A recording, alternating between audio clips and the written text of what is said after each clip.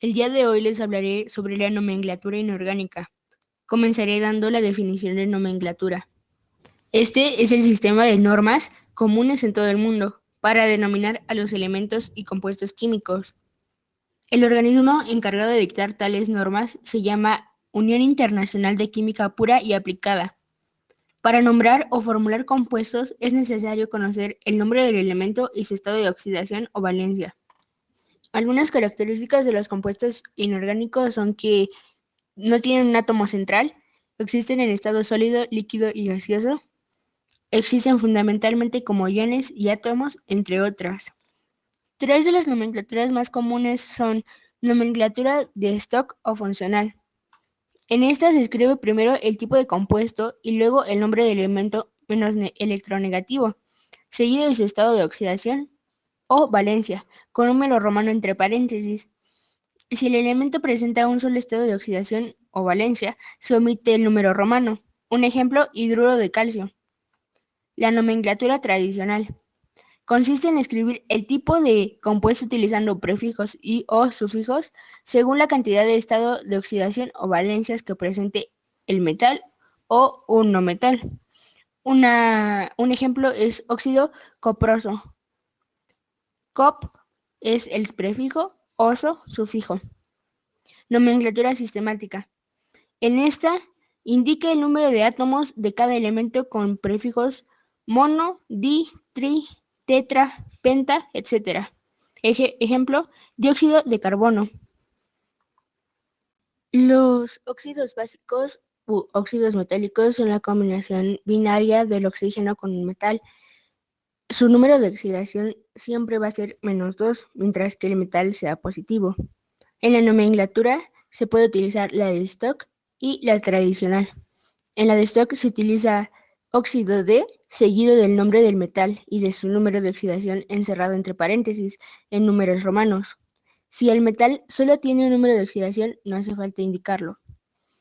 En la nomenclatura tradicional se utiliza la palabra óxido seguida del metal con unos prefijos y sufijos para indicar su número de oxidación. A continuación, estará el ejemplo.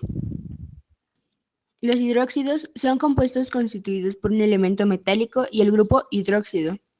Se puede utilizar los tres tipos de nomenclaturas. La tradicional, que comienza con la palabra hidróxido seguido del elemento, siempre teniendo en cuenta la valencia con la que actúa.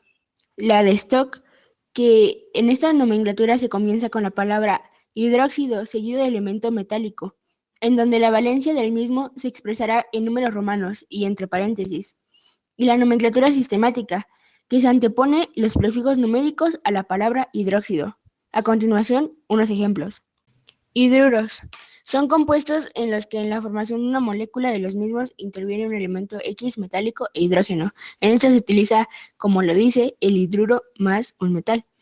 Se puede utilizar la nomenclatura de stock, que sería hidruro de más el nombre del metal.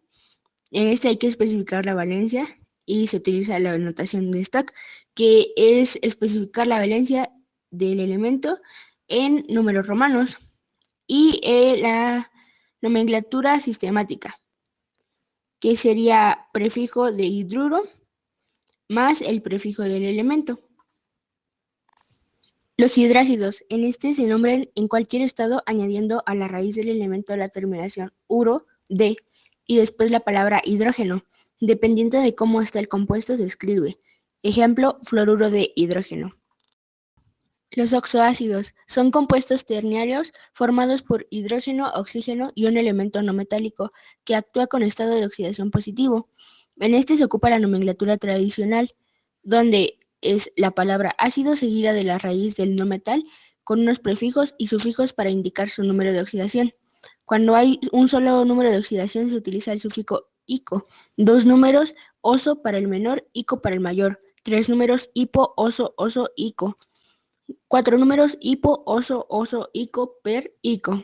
Las sales son compuestos que se forman por la unión de un elemento metálico con un elemento no metálico. Su nomenclatura es la de Stork. Para nombrar las sales binarias se escribe primero el elemento no metálico añadiendo la terminación uro. Posteriormente se plasma el elemento metálico. Por ejemplo, el sodio se combina con el flúor, para formar fluoruro de sodio.